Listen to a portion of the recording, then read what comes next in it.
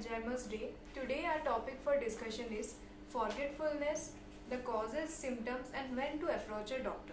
And for our discussion, we have with us Dr. C. Rajesh Reddy, Senior Consultant Neurologist at Apollo Hospital, Jubilee, Hyderabad. Dr. C. Rajesh Reddy has an experience of over 20 years. He is certified by the National Institute of Health, USA, for scoring the MRS Modified Ranking Scale used in the assessment of functional assessment of patients who suffered from stroke. He is also a life member of the Indian Academy of Neurology, the Indian Stroke Association and many more. His special interest includes brain stroke, movement disorder and dementia. Welcome doctor to our Facebook live session. Good evening. So starting with our questions. So doctor, could you please brief our audience what is dementia or forgetfulness and how common is it? Good evening, everybody. So now everybody in their day-to-day life, you might have observed that it's a common tendency for people to say that I forgot this thing, I forgot where I kept my keys, I forgot when was my appointment for a doctor or for a theatre booking. So it's important to know. Now forgetting is very common. It's universal because we cannot accept everything what we have acquired in our day-to-day life. Now, when does forgetfulness or forgetting become abnormal? So now we also know that with increasing age, the people also tend not only to forget little smaller things, but also their speed of processing information also comes down. By and large, the comprehension part, how able to understand the language is although well preserved, the word output generally decreases over a period of time, and the reaction time to any particular situation also comes down with increasing age. Now that is a normal pursued what in general feeling is that aging, the forgetfulness, some amount of it is acceptable. Now it becomes significant when this forgetfulness actually starts to affect the quality of life of the person, and also if there is a decline in previous level of functioning when compared the same individual, say for example 1 year back he was doing relatively okay, and now he is not able to talk with friends, relatives, not able to mingle with people, becoming aloof, not participating in any social activities or fun activities. So then in that sense, then I think when there is a drop in the previous level of functioning, then we can certainly say that the patient actually is suffering from dementia. And how common is it?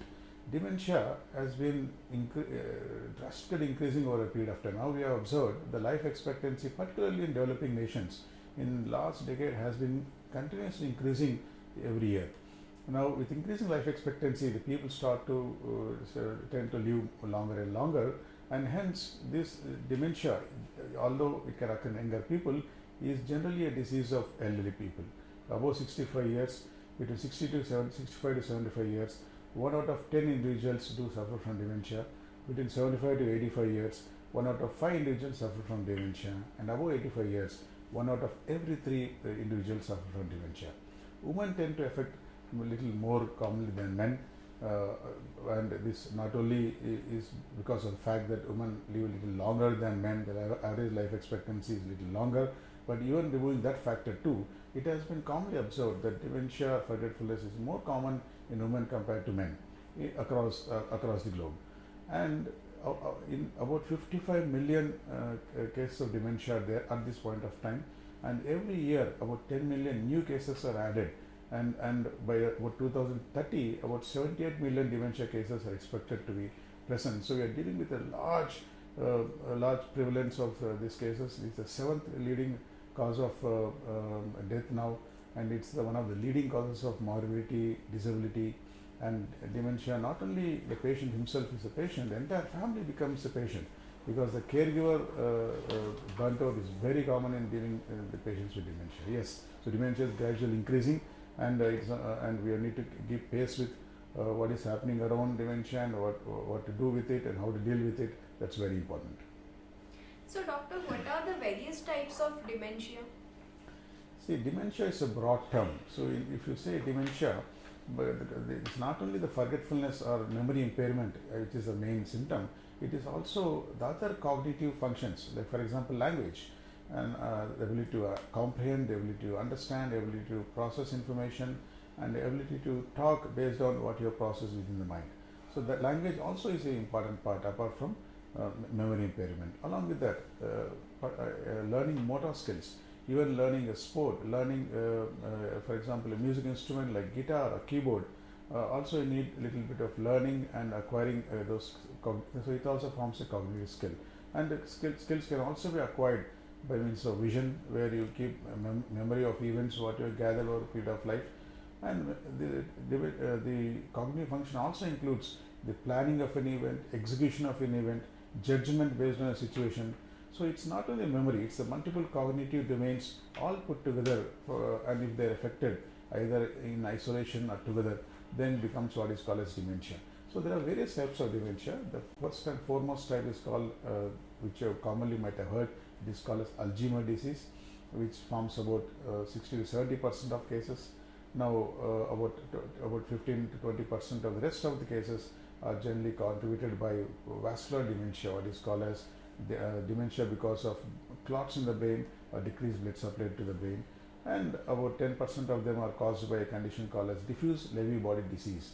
It's also a type of dementia where people not only have cognitive function abnormality, but they also have problems like rigidity and slowness of walking. And the others, which include frontotemporal dementia, corticobasal ganglionic degeneration, there are several types of dementia. They all contribute a minor variety, less than 5%, but the prototype variety called Alzheimer's disease occupies the majority, followed by vascular dementia and the rest of them. So, doctor, generally, what are the common symptoms of dementia?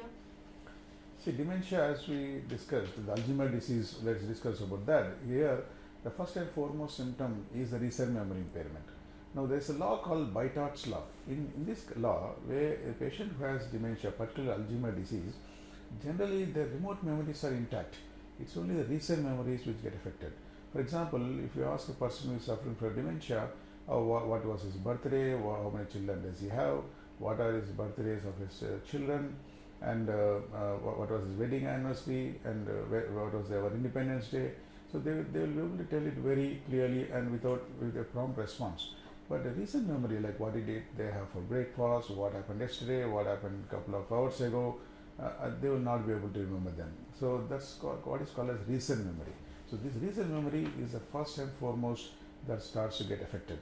Now, gradually over a period of time, yes, remote memories do also get affected, but they generally happen in the later stages of the illness. So, memory impairment is one of the crucial initial foremost symptom of these patients. And patients with dementia can also have problem in visuospatial orientation. They will not be able to remember familiar places. If they go out to buy something, and they might find it difficult to come back to home, find the way back to home. They might be disoriented in unfamiliar environment, so they might wander around before they actually find home. They also sometimes have difficulty in judgment, for example, or misplacing things. For example, normally keys or dresses are kept in a cupboard, and ice is kept in the refrigerator. On the contrary, they might do the exact opposite. They keep ice in the cupboard and the dress in the refrigerator. And similarly, they might keep keys in a washroom. So it's very unusual, and medication somewhere in the dustbin. So this visuospatial orientation also becomes abnormal. So it is at that stage, early stage, is when the patient family will not be able to recognize properly. But somebody who is well educated, their occupational level of functioning comes down. So their job performance comes down. So it is the colleagues who actually first find out if there's a subtle changes of these cognitive functions when they start to get affected. So it's important to keep a broader vision at family, particularly in older individuals who tend to have these early symptoms, and try to diagnose at that particular point of time.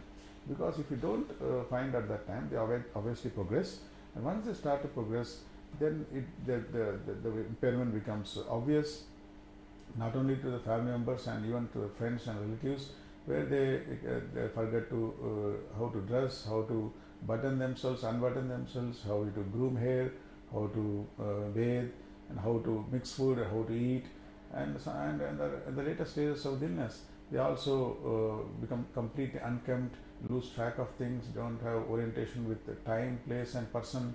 They tend to forget their loved ones, the spouse, children, and the parents, if they're alive, and then and forget about the place they live to. So these can all add up, and over a period of time, the motor functions also do come down. They become wheelchair bound, and then become completely incontinent. They are to be kept on diapers. There can be this incontinence of urine and feces, and obviously when they become bed bound, then they can develop bed sores, and ultimately complications do set in. So these are several stages of how a typical Alzheimer's disease progresses, starting with mild recent memory impairment to gradual decline in daily activities of living, and become bedridden over a period of time. And generally this takes about 8 to 10 years, and it might vary from person to person. Patients who are patients who have very good cognitive reserve, who are well educated, they might have about 15 years for this to develop. On the other hand, people who have low level of education, and people who have retired by about 60 years and don't do any activity after that, they tend to have this course from early stage to later stage within a span of 8 to 10 years. And also it depends on other type of dementias. For example, in frontotemporal dementia, to progress from early stage to later stages might take about 7 to 8 years, much more faster than typical patients with Alzheimer's disease. And in vascular dementia, the symptoms are a relatively abrupt onset, and then before next stroke strikes in, when again there is a decline in cognitive functions again. So there is the accumulation of cognitive deficits over a period of time, occurring abruptly, intermittently in patients with vascular dementia, where they have tend to have clots in the brain. That seems to be the main reason in those patients. Yes. So doctor, basically how is dementia diagnosed? See, dementia diagnosis is mainly by clinical examination. Now, if there is a suspicion at home of any of your elder ones that a patient has a certain declining level of functioning, and you definitely need to bring him to a neurologist or a geriatrician to definitely do for a detailed cognitive assessment. But before that, there are simple screening tests available, and one of them, which one can be done easily, is called clock drawing test, which I strongly recommend for anybody. You can perform by yourself at home. You ask the patient or subject to draw a clock and make a mark of 1 to 12, and then show a particular time of say 11:30 a.m. or 3:30 p.m. or something like that, and see how the patient does it. And the patient is able to do it properly and also try to mark appropriately the time you mentioned, then it's okay. But if the patient is making errors, not forming the numerals properly, or not showing the time properly, or not to the extent sometimes even not able to draw the clock itself, then you have serious problems there. And then that is when you should consult the doctor there. So that's called a clock drawing test. It's a simple screening tool which can be done anywhere by any person, and can be tested on your elderly people at home whenever you have any suspicion. And then once you come to the clinic, the doctor initially also performs screening tests, which is called we have a certain questionnaire and marks given for each question. One of the common ones is called as Folstein's mini mental status examination. Then you have Montreal cognitive assessment, and based on that we derive if the score is say less than 24 or 26, then yes, is more likely to have dementia. And then a detailed cognitive assessment is done to see which lobes are particularly affected, like whether it's frontal lobes or temporal lobes or occipital lobes or parietal lobes. So each lobe has got certain predilection of functions, and depending upon the functions that are impaired, we can say which lobes are more commonly involved, and based on that we can come to the conclusion whether the patient is suffering from dementia, and if so, what kind of dementia. For example, in patients with Alzheimer's disease, they seem to predominantly have involvement of temporal and parietal lobes, and hence if those functions are affected on assessment, then we label the patient as Alzheimer's disease. Whereas in frontotemporal dementia, the frontal lobe functions, particularly the personality, behavior, judgment, planning and execution, social disinhibition, all this can happen, and the memory itself might not be affected initially. And if the patient has those set of symptoms, then it's more likely to be frontotemporal dementia. So diagnosis is mainly clinical, only by examination of the patient, and examination over a period of time, how the patient is progressing, will also give a clue to what kind of dementia and what is the rate of progression of dementia. that also is equally important to prognosticate how the patient is will cope up in the next few years. And apart from the clinical examination, sometimes we do tests. And why tests are required? The tests are mainly to exclude secondary causes. For example, it's universal to do in brain imaging, either MRI brain scan or at least a PET CT scan brain. It's called FDG PET. Now we have amyloid PET also available now. So why are this imaging done? Imaging is mainly done to exclude secondary causes, because there are certain types of dementias which are potentially treatable, where if you identify the problem and then you treat it and the patient improves in symptoms. And the common examples for that are vitamin B12 deficiency, which we commonly see in people who are vegetarians, sometimes in even non-vegetarians we see them. And if you find that the blood test is showing a low vitamin B12, and if you supplement vitamin B12 either in the form of injections or tablets, then the patient can potentially have improvement in symptoms. Similar to that, you have hypothyroidism or hypoparathyroidism, where thyroid hormone abnormalities can lead to this. And a condition, if for example, if in a brain scan you find a tumor which is responsible for the dementia, then you can remove the tumor and then you can thereby arrest the progression of the disease. Sometimes a condition called NPH, normal pressure hydrocephalus, where there is accumulation of fluid within the brain, and that can cause dementia too, in which cases we perform what is called a shunt surgery, where we connect a tube from the brain from the spaces to the peritoneal cavity and thereby drain the fluid so that the dementia won't progress further. And patients who have brain stroke related dementias, if you try to prevent by using aspirin or clopidogrel or any blood thinners, then if you can prevent new strokes, then obviously the further progression of dementia can be arrested to some extent. So these are treatable causes of dementia. The investigations are mainly done to try and see if the patient has a treatable cause. If investigations are mostly normal, then yes, clinical examination will tell you what kind of primary cortical dementias or subcortical dementias which we discussed they tend to have. Now is the biggest development in next decade or 2 decades would be where you have what is called as an amyloid PET scan, where the common pathology, what happens in patients with dementia is the deposition of amyloid within the brain, in between the brain cells, and also tau, hyperphosphate tau protein within the brain cells. So the abnormal accumulation of this protein is the main one culprit responsible for developing Alzheimer's disease.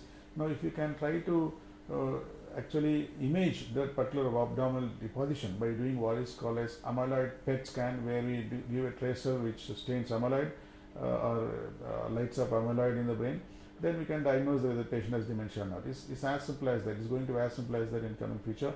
But till that time, we have that clinical examination and bedside examination of the patient is the most important diagnostic tool, and investigations are only for excluding secondary causes. So doctor, is there any cure for dementia? Like how is dementia treated? See, in dementia, in particularly the common varieties what we discussed, there is no curative treatment. So there is no medicine or surgery which can be given to cure Alzheimer's disease or other types of primary dementia which we discussed. But why is it important to diagnose is to at least, if you try to pick up early and do modification of the lifestyle, modification of the care, support from the family, and yes, medicines also do have a certain role to play in the, at least in the earlier and middle stages of the disease, where they can improve certain symptoms, and if not necessarily they can reverse or cure them. So there are treatment options available, but at the moment the treatment options are mainly limited to temporarily improve the symptoms or to make the patient have a better quality of life, but there is no curative treatment for the illness as of now. The common medicines what we use, which are called as cholinesterase inhibitors, which among them we have donepezil and galantamine, and we have patches available, not only tablets. People who cannot chew or swallow tablets at little later stages of dementia you can use patches, reverse treatment patches can also use. So these are tablets. Then we have NMDA receptor antagonists available, which is called memantine hydrochloride. So these are the ones which are approved, but they only temporarily alleviate symptoms to certain extent. So what is the main treatment for dementia then is to try to prevent it from further worsening rapidly. And how to do it? You ask the patient to passionate with the patient, and just to spend extra time with them, keep them occupied with whatever little things you are doing at home. And if there is a social gathering, keep them involved in the social gathering. Let the person also involved in outdoor activities like a sport or going to a function.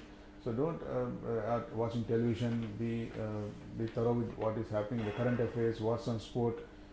Hear to music.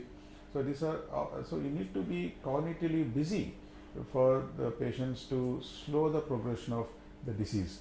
So the treatment for dementia as of now, as we discussed, is mainly to prevent the rate of progression of the disease or to temporarily alleviate the symptoms. But as of now, we don't have cure. The future, there are several trials going on to try to prevent the abnormal protein from building up in the brain cells. Gamma secretase inhibitors, beta secretase inhibitors. Then you have there's a trial of vaccines going on Alzheimer's disease. The future seems to be really busy, but in a decade or two, I think definitely there can be some breakthrough which is expected, which can actually give some hope of at least trying to arrest or slightly slow the disease progression. So, doctor, what precautions we do need to take to prevent dementia? Yes, that is a very common question asked by many many of the patient attenders to us. See, if they come to us and the dementia diagnosis is made on a particular patient in their family, and everybody else in the family and the relatives tend to go berserk and try to say, what are the chances that I might develop dementia? So dementia generally is a disease of elderly.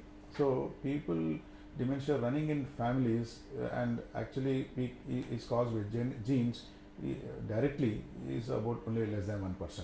In those cases, the dementia has a relatively earlier onset. People who are less than 65 years and have dementia and have many people affected in the family are the ones where we can say that it has been genetically acquired. So by and large, it's a multifactorial disease, background genetics a little bit, then environmental factors, particularly air pollution has been seen, pesticide intake and a lot of day-to-day intake of food, and being sedentary. That is the most important thing. So if you don't do physical activity, being sedentary and not only physically but also mentally also tends to make you have more risk of developing dementia over a period of time. And the common risk factors which are there for brain stroke as well as heart disease, like smoking, alcohol, high cholesterol, the sedentary lifestyle, obesity, excessive alcohol intake, they all directly have an influence on the degree of risk of development of the dementia and Alzheimer's disease in particular.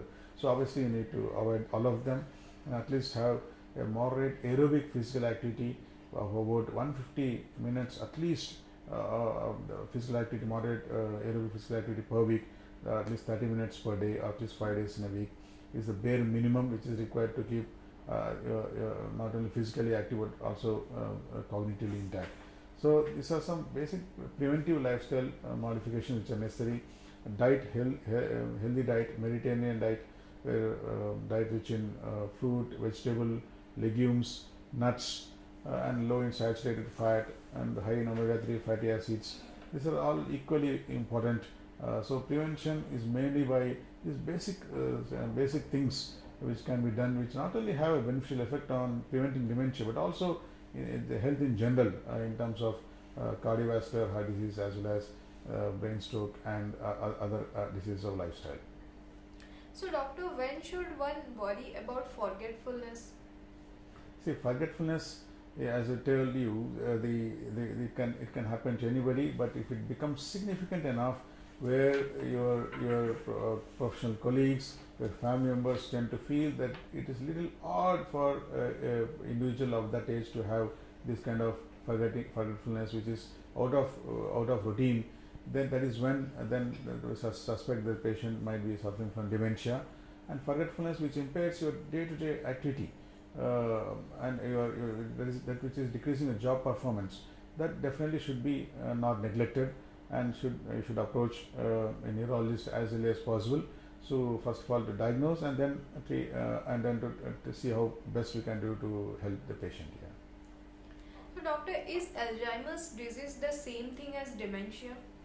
See, dementia is a broader syndrome, and Alzheimer's disease is the commonest type of dementia. So Alzheimer's disease accounts for about 60 to 70% of all dementias.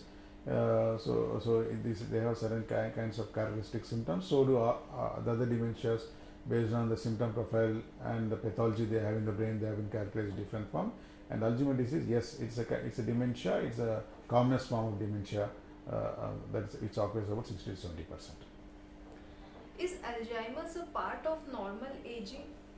See, Alzheimer's disease is dementia. Once you label the patient as dementia, it's no longer normal aging. So, the patient is actually suffering from the disease, and both by clinical examination and by investigations, we can beyond doubt we can say that the patient is not normal from what is the normal aging can do. As we just discussed, just mere decrease in speed of cognition or mere decreased word output is not dementia, but if definitely if the patient is not able to speak word or in the context of the situation, or speaking different words or understanding words differently, are not reacting appropriate to the situation, then yes, it becomes significant. Then we diagnose them as Alzheimer's disease. So doctor, can memory loss be cured?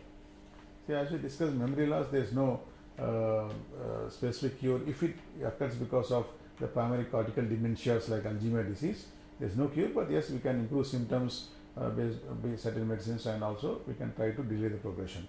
But there are some kinds of memory impairments which can be treated, as we just discussed about patients who have vitamin B12 deficiency or hypothyroidism, where the memory can get affected, can be reversed almost totally if we treat them appropriately. So coming towards our last question, so doctor, could you please tell the audience about the facilities provided at Apollo Hospital, Jubilee, Hyderabad? See, for a good care of patients with dementia, we obviously need to have dementia clinic.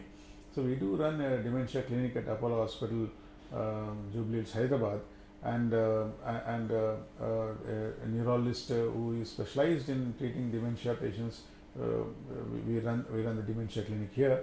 And the also most important thing is that we have all the investigative modalities, right, from function MRI, FDG, PET scan available to diagnose or exclude secondary causes of dementia, and also to positively diagnose what kind of dementia the patient is having, and also all the blood investigation backup, which are pretty much useful in ruling out other causes. Yes, we have all the facilities equipped to diagnose any kind of dementia, and also support care is very, very important, where you require a good supportive care. By Apollo Home Care can definitely help out in these situations, where the patient family can hire Apollo Home Care staff, right from nursing staff to caregiver staff, and if any medical aid required can be done right at your home, and the patient becomes literally sicker in the later stages of life, where they become more and more dependent, and if home care is not possible, then we also have a rehabilitation center right within the campus, which can also cater to these patients with dementia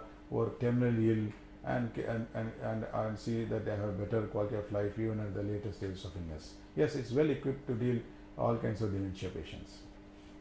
So dear viewers, we have come to the end of our session and hope we have covered all aspects. If you still have more doubts, you can book an appointment with Dr. C. Rajesh Reddy and clarify your doubts. Thank you, doctor, for educating our audience in today's session. Thank you. Thank you for joining us. Stay tuned for more such educative live sessions. Namaste.